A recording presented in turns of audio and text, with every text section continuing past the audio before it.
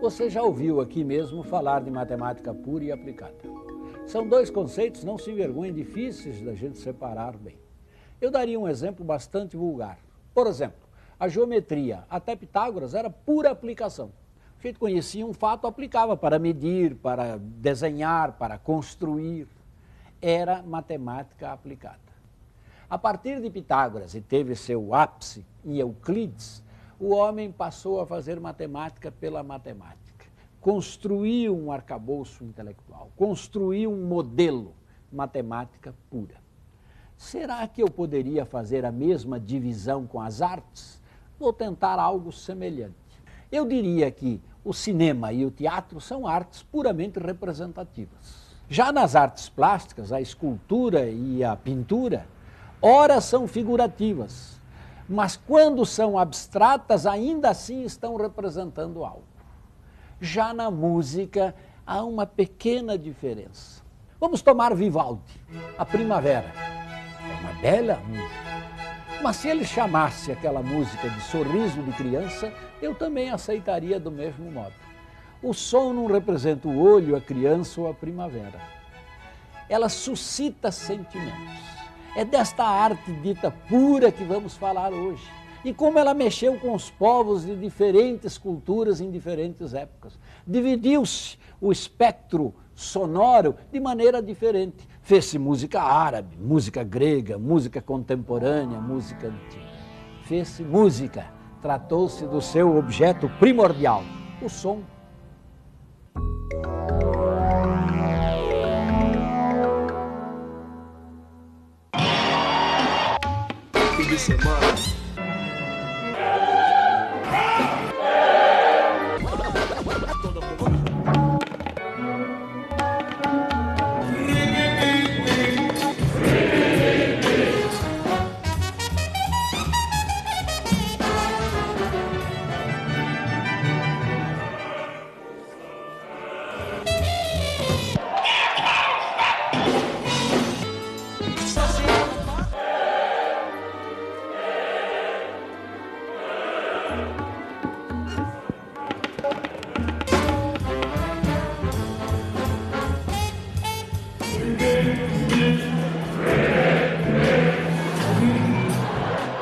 A música mexe com as pessoas, não resta dúvida. Pode despertar alegria, tristeza, comover, excitar. Mas muito antes da música existir, existe a sua matéria-prima. Os sons, no seu estado mais puro, servem ao compositor, assim como a paleta de tintas pode servir ao artista plástico.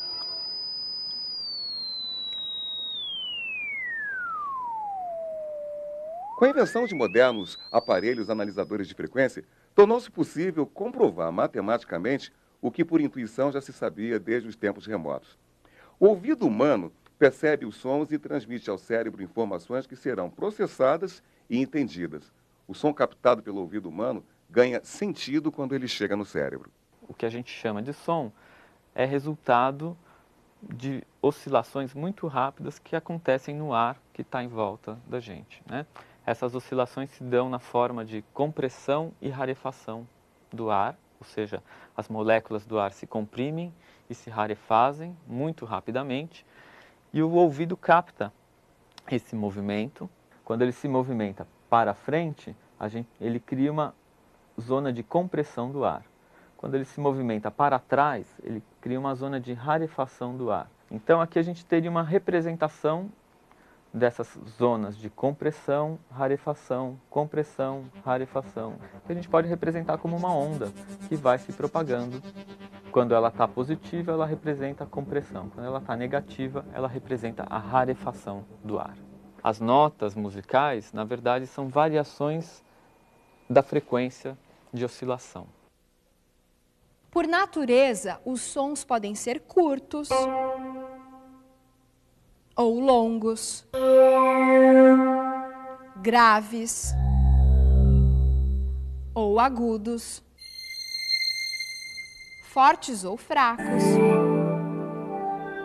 e podem ser facilmente reconhecidos por sua fonte sonora. Um som traz dentro de si todas essas informações, simultaneamente.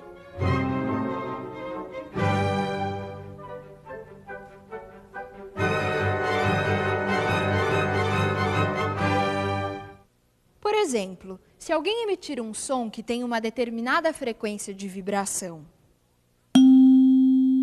e uma outra pessoa emitir um que tenha o seu dobro, o ouvido humano interpreta essas frequências sonoras como equivalentes e passa a aceitá-las como sons musicais idênticos. Desde a antiguidade, nas mais variadas épocas, os povos se utilizaram desse conhecimento para organizar suas criações musicais. Desenvolveu-se o costume de utilizar os sons que o nosso ouvido reconhecia como equivalentes, como limites de uma espécie de espaço sonoro que poderia ser dividido, ou melhor, fracionado.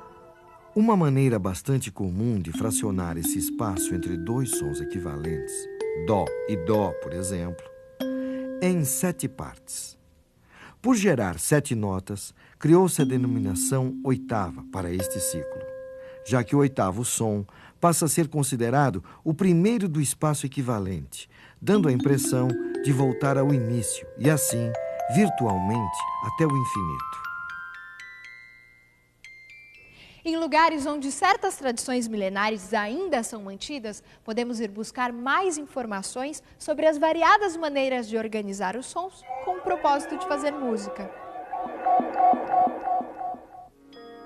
Aquela mesma oitava, dividida agora em 5 sons, ao invés de 7, pode ser ouvida na China, na Indonésia, na África ou nas Américas. Estes 5 sons dão o sabor característico das músicas orientais.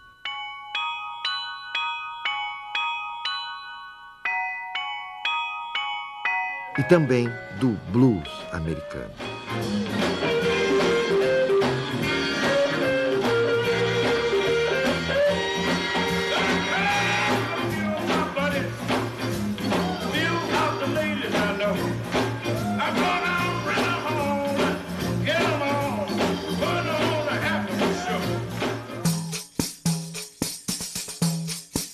Por sua vez, árabes incluem na sua tradição até 24 divisões desiguais no interior da oitava, criando combinações que levam a 133 maneiras de agrupar os sons.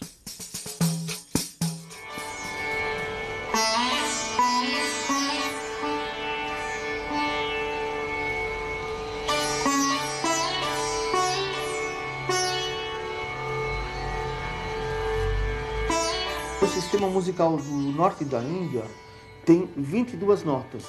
São intervalos muito pequenos de som, são chamados quartos de tom.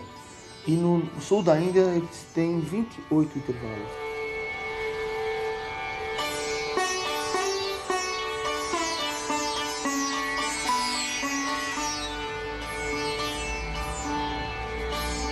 Uma vez tem um congresso de musicologia na Índia e estava o maior quebra-pau, o pessoal do norte falando que eram 22 divisões e o do sul falando que eram 28. E eles não se entendiam, até que uma hora entrou um ancião, que era um grande músico. Ele entrou, se fez silêncio na sala e perguntaram para ele: mestre, são 22 notas ou são 28 notas? Ele falou: não existe essa questão. Música é como água, são infinitas as divisões.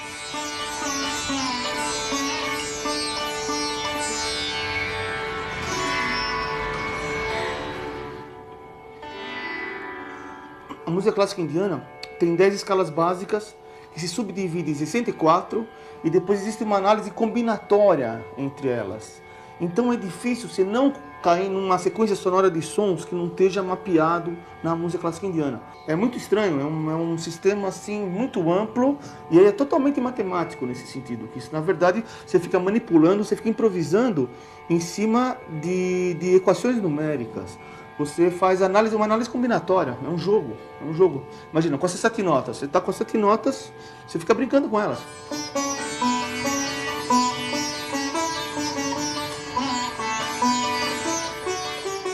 É uma geometria precisa, é uma geometria mágica, mas ao mesmo tempo é uma geometria não extremamente calculada como um metrônomo. Isso acontece muito no ritmo indiano, por exemplo. Um percussionista vai mexer com ciclos. Porque o tempo na Índia é sempre pensado como um ciclo. É um ciclo mágico de números que se repetem.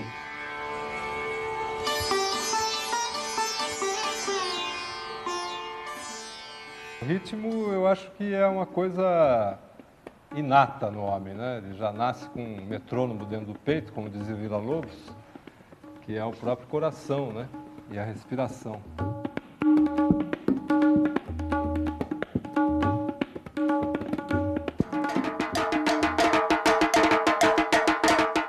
O tambor, ele toca e diz, gente, venha para os orixás, sai um pouquinho da sua estrutura terrena, da sua vida de pé no chão, né?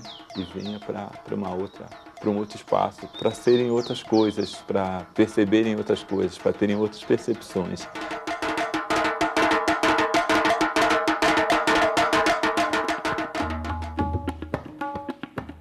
Esse ritmo é a representação matemática cósmica, porque ele está presente na natureza e está fortemente presente, obviamente presente, às vezes não tão obviamente assim, mas na música, evidentemente, e nos instrumentos de percussão em geral.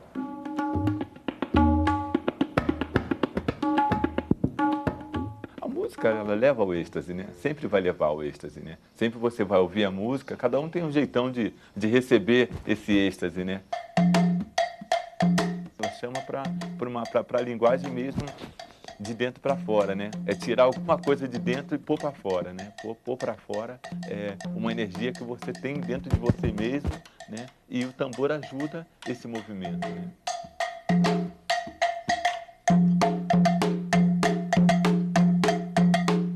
O ritmo, ele contém uma pulsação.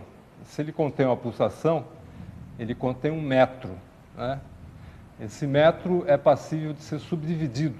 Você vai ampliando e vai combinando essas variações, você tem uma infinidade de combinações e de resultados extremamente sofisticados e complexos que não deixam de estar, todos eles, atados entre si. Quer dizer, todos eles têm uma relação muito íntima com essa pulsação fundamental. Isso é matemática.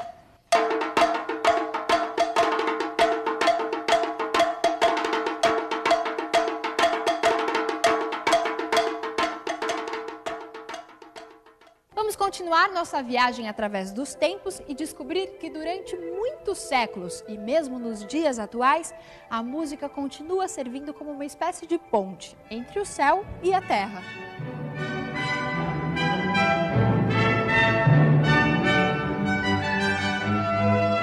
E quando a gente ouve a música do Bach, a gente sente um teor religioso muito forte, de elevação espiritual mesmo, assim, né?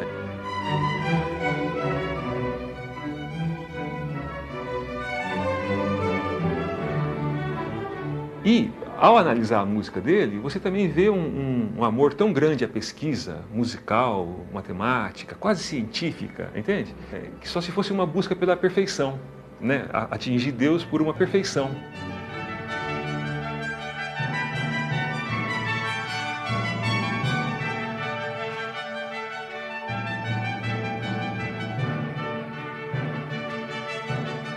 Na época do Bach, estava sendo definido o que depois ficou sendo conhecido como o período tonal da música. A partir do Bach, a dimensão do acorde, que são notas tocadas ao mesmo tempo, né, começou a fazer sentido. Então, o Bach já escreve pensando assim e também pensando do jeito antigo. Ele mistura as duas coisas, né?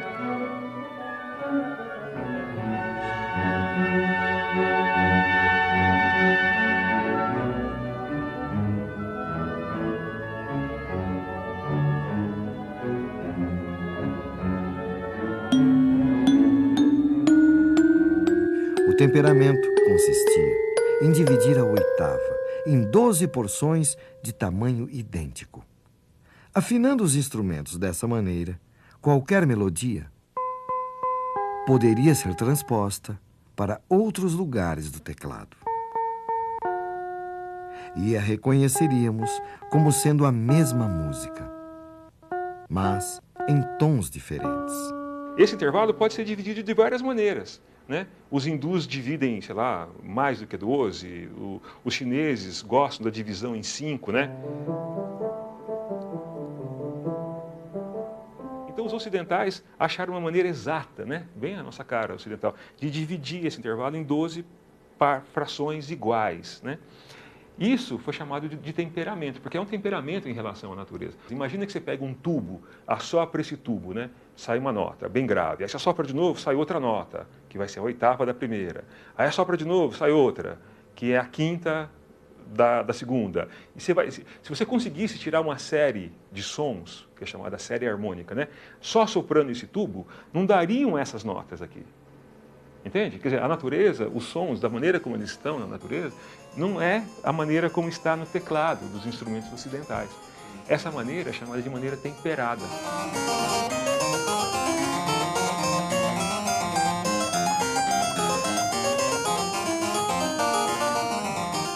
Então, essa música que foi consolidada, porque os caras vinham pesquisando há muitos anos, né? Nessa época, é depois a música que se torna regra.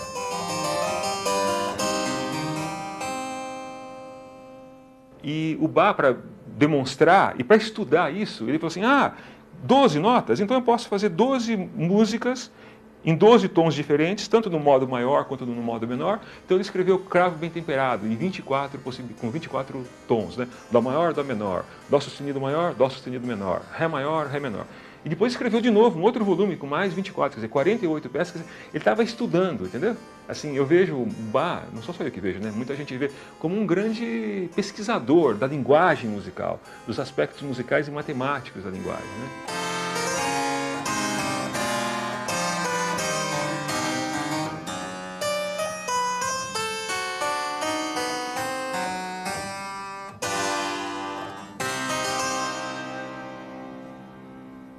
À medida que analisamos os acontecimentos musicais à luz da matemática, a exatidão numérica que orienta a escolha das notas e dos ritmos quando os músicos tocam ou compõem parece indicar que, de alguma maneira, eles sempre buscavam a perfeição. Vamos entender isso melhor?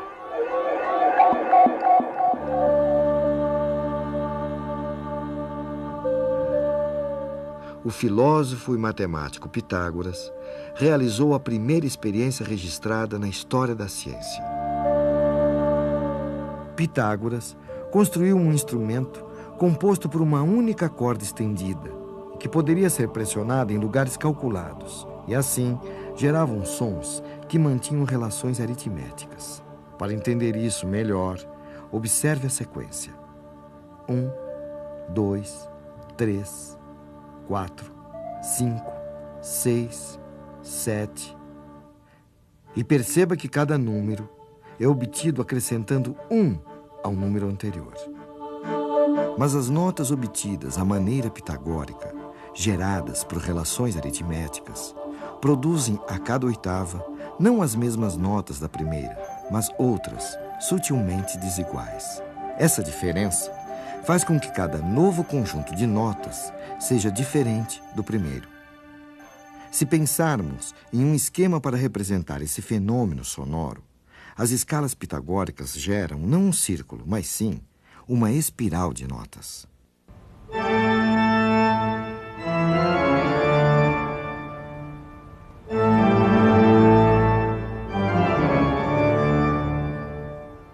A música produzida por Bach e outros músicos de sua época, por se utilizar dos acordes, que são notas tocadas simultaneamente, precisava de uma mesma afinação em todas as oitavas, para que não se tivesse a impressão de desafinação.